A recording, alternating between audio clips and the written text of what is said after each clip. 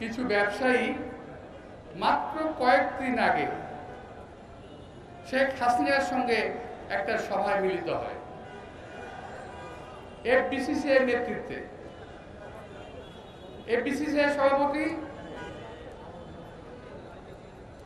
বোধহয় মাহবুব সম্ভবত। এরা এমন ভাবে বক্তব্য শুরু করলেন, আমি পুরো মিটিংটা শুনেছি। তিনি এবং আরেকজন ব্যবসায়ী, অনেক বড় ব্যবসায়ী,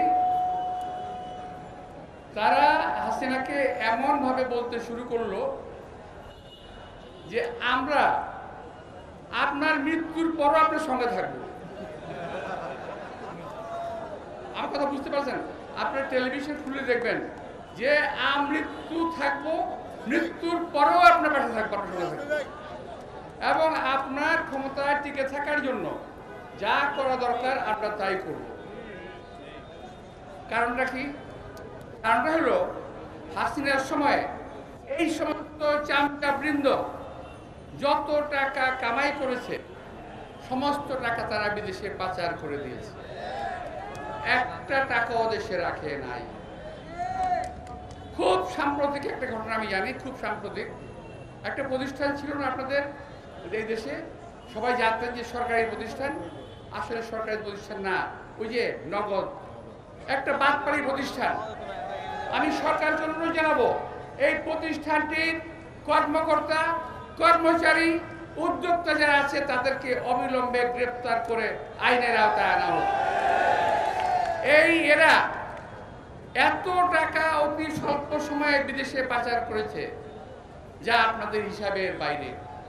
আমি আজকে তাদের একটা নোটশিট পড়লাম, আমি আশ্চর্য হয়ে গেলাম যে বাংলাদেশ সরকারের কিংবা যে পোস্ট অফিসের লোগো ব্যবহার করেছে, এই পোস্ট অফিসের লোগোর কোনো ওদের কোনো নাই, দায়িত্ব নাই। পোস্ট অফিস বলেছে এটা আমাদের লোগো ঠিকই, কিন্তু এদের সঙ্গে আমাদের কোনো সম্পৃক্ততা নাই। তাহলে শেয়ার বাংলাদেশে কোথায় গেল? টাকা সমস্ত বিদেশে পাচার হয়ে গেছে। এটা হলো একটা সিম্পল, আরো অনেক আছে। এইভাবে বহু লোক চামচাগিরি করে শেখ হাসিনাকে টিকিয়ে রাখার চেষ্টা করেছে। তাইলে তাদের কথা মতো বোঝা যাচ্ছে এই যে সরকারের হত্যাকাণ্ড, এই যে আকাশ থেকে গুলি করে, এই যে স্নাইপার দিয়ে গুলি করে মানুষকে হত্যা করা, এদের পিছনে এই সকল ব্যবসায়ীদের হাত আছে, সকল ব্যবসায়ীদের টাকা এদের সঙ্গে হাতে আছে। সুতরাং বেছে বেছে দেখে দেখে ওদেরকে ব্যবস্থা করতে হবে।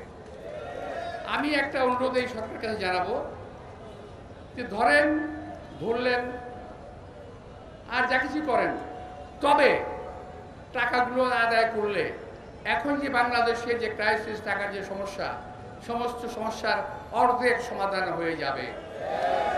আর এই ক্রিমিনালদের বেশিরভাগ এখন দেশে আছে, সবাই পালিয়ে যেতে পারে নাই। আরেকটা ঘটনা আপনাদের বলি, আমি শেষ করব। যেদিন শেখ হাসিনা পালিয়ে যায়, উনি ঢাকার বহু রাস্তা দিয়ে ক্যান্টনমেন্টে যাওয়ার চেষ্টা করেছিলেন, পারেন নাই।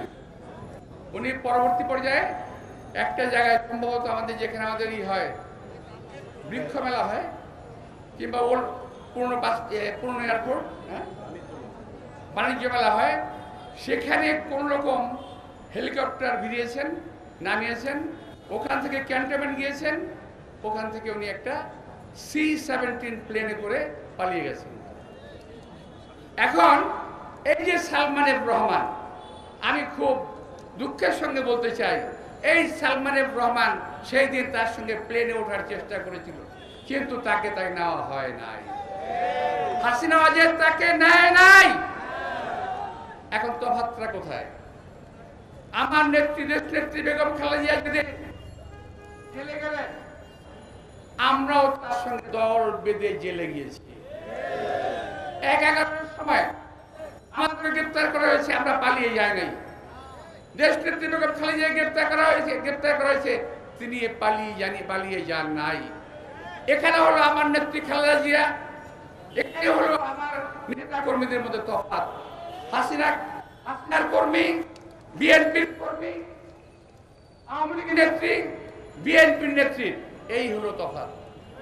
আমার নেত্রী এই দেশে বসে জীবন দিয়েছেন, জীবন উৎসর্গ করে দিয়েছেন আমাদের। এর ভাই স্লোগান দিও না। আজকে দেখি, আজকে মাঝে মাঝে আমার আবার একটু সোশ্যাল মিডিয়া মাঝে মাঝে দেখি আমি অনেক ভাইয়েরা বোনেরা ট্রল করেন আমার নেত্রীকে নিয়ে, ট্রল করেন। আমি প্রতিবাদ জানাচ্ছি না, আপনাদের সৌভাগ্য যে আন্দোলনের কারণে আজকে আপনারা ট্রল করার সুযোগ পাচ্ছেন। এই গণতন্ত্র বিএনপি দিয়েছিল, আওয়ামী লীগ দেয় নাই।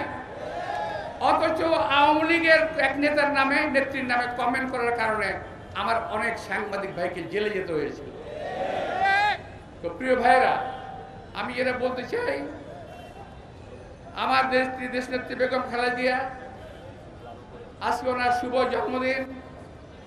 আমি আল্লাহর কাছে দীর্ঘায়ু কামনা করি এবং আমি বিশ্বাস করি যারা গণতন্ত্রে বিশ্বাস করে তারা দেশনেত্রী বেগম খালেদা জিয়াকে বিশ্বাস করবে। যারা গণতন্ত্রে বিশ্বাস করে তারা দেশনেত্রী বেগম খালেদা জিয়াকে ভালোবাসবে।